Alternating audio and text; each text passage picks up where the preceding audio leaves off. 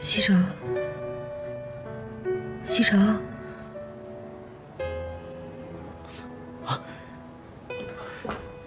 锦溪，你醒了，现在感觉怎么样？你别说话，我去叫医生。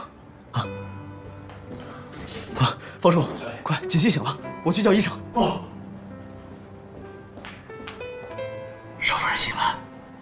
方叔，发生什么了？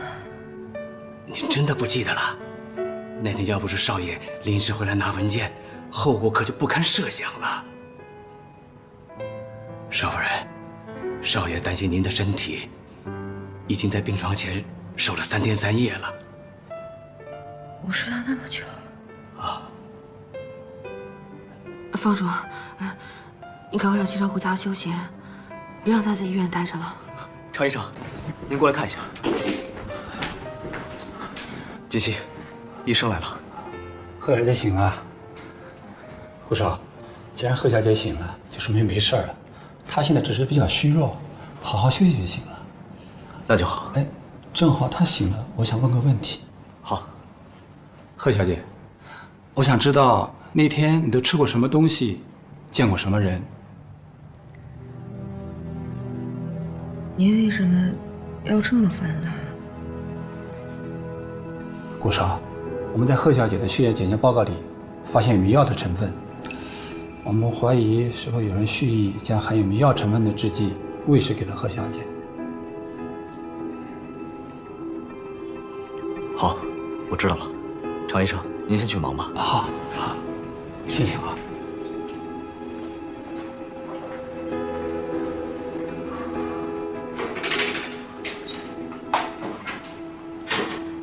锦溪，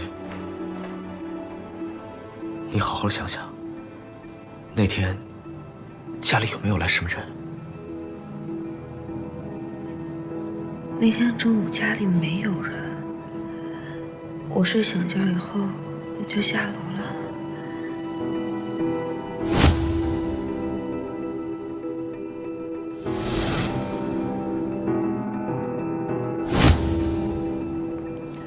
牛奶，我下楼之后喝了一杯牛奶，之后我就什么都不记得了。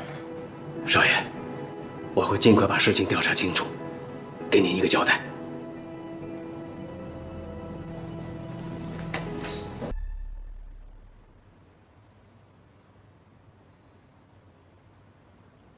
少夫人，我给你切个苹果吃吧。西城，是不是公司出什么事儿了？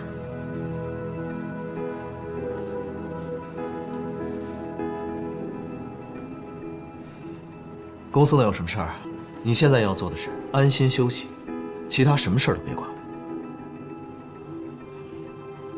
露露，哎，方叔呢？哦，方叔他在门口跟公司的人交代事情呢。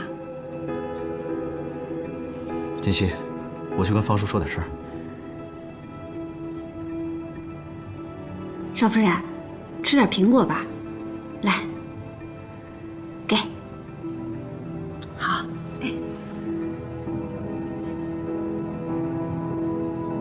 我说的都明白了？明白了。去办吧。好的。方叔，少爷，我让你查的事情查得怎么样了？我查看了别墅区附近所有的监控录像，只在一个摄像探头录下的一小段影像中，发现了一个人影。所以我想，这个人一定对顾家是了如指掌，他几乎避开了所有的监控录像。看清楚这个人是谁了吗？好像是少夫人的表姐苏妍希。苏妍希，想不到这个女人竟然对自己的妹妹下手。方叔，最近公司的事儿，你也知道了吧？知道。你是怎么向奶奶汇报的？少爷，我这是奉命行事。我没有要怪你的意思，我只是想知道，对于这件事，奶奶是什么态度。老夫人说，近期家里出的这些事情，很有可能引起公司内部人员的躁动。外界那些对神龙虎视眈眈的公司，也有可能因此而介入。所以希望少爷能够小心谨慎才是啊。我知道了。所以公司那边，你得派人帮我盯住常志成，我怕他近期会有动作。明白。